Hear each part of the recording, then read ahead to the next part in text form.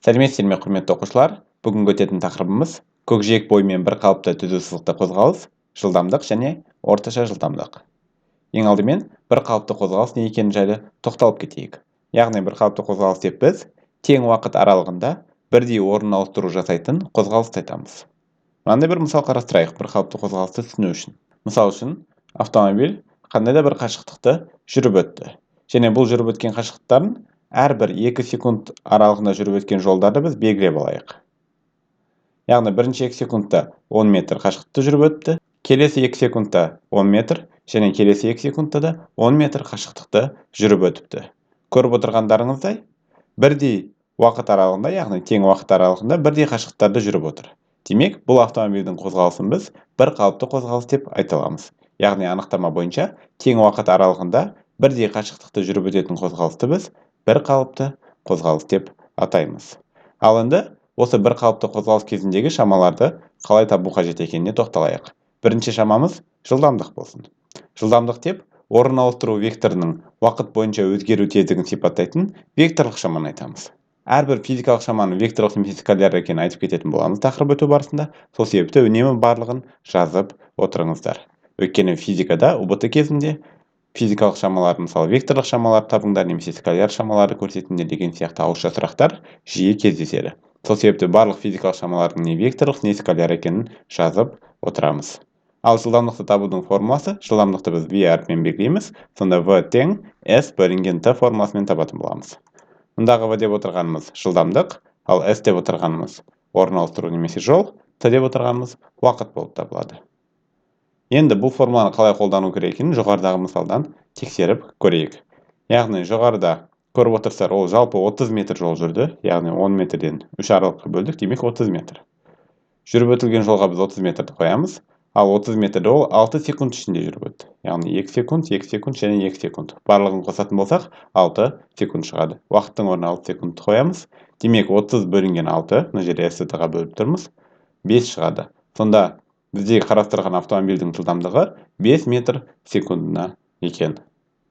Немесе бұл жылдамдықты табу үшін әрбір аралықты тапсаңыздар да болады. Мысалы үшін 2 нүктенің аралығындағы жылдамдығын табатын болсақ, 10 метрді 2-ге бөлетін болсақ, бұл жерде де 5 метр секунд деген жауап шығады. Өйткені қозғалысымыз бір қалыпты. Сол себепті кез келген аралықты алып қарастыратын болсақ, бізде жылдамдық үнемі 5 метр секунд болып шығады екен. Ал енді осы жылдамдықтың формуласын қолдана отырып, осы жерден жол мен орын ауыстырудың формуласын шығарайық. Яғни бұл жерде жол деп отырғанымыз s-ті табу үшін біз бастапқы координатадан соңғы координатаны азайтуымыз мүмкін. Бұған байланысты мысалда тағы да қарастырамыз. Немесе мына формуланы түрлендіретін болсақ, s-тің жалғыз өзін қалдыратын болсақ, бөліміндегі t теңдіктің екінші жағына өткен кезде көбейту өтеді. Сіздер оны математика курсынан өте жақсы білесіздер. Яғни бөлініп тұрған амал теңдіктің екінші жағына көбейту болып ауысатыны. Демек, мұндағы s тең болады v көбейтілген t, яғни жылдамдықты уақытқа көбейтеміз.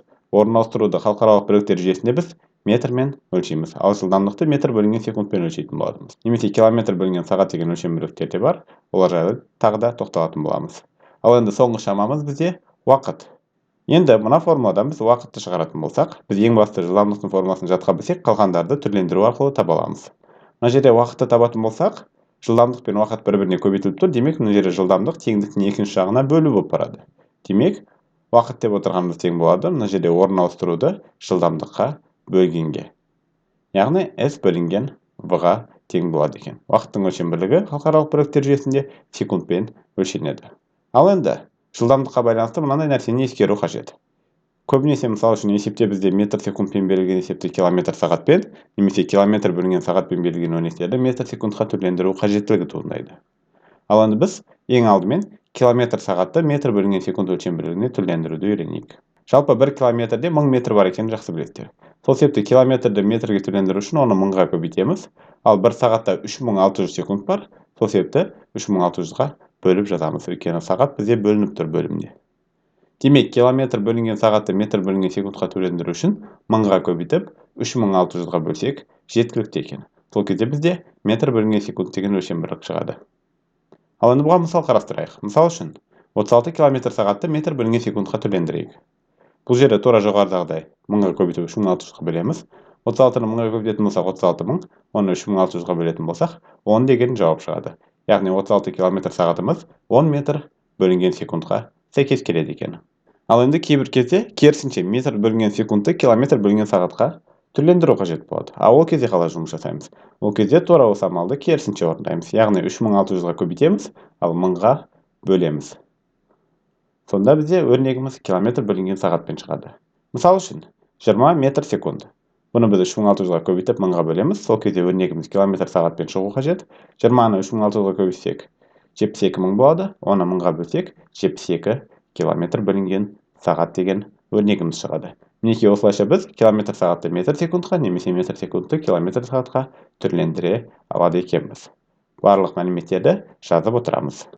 Ал енді соңғы қарастыратын физикалық шамамыз орташа жылдамдық. Жалпы орташа жылдамдық дегеніміз барлық жүріп өтілген жолдардың ұзындығының қосындысын сол уақыттың қосындысына бөлгенге тең шаманы айтамыз. Яғни S1 қосылған S2 бөлінген T1 қосылған T2. Егер жолдарда 3 бөлік болатын болса, онда қосылған S3 бөлінген T3 деп ары қарай жалғастыра беруге болады. Яғни жалпы жүріп өтілген жолды жалпы уақытқа бөлетін болсақ, біз сол аралықтағы орташа жылдамдықты табатын боламыз.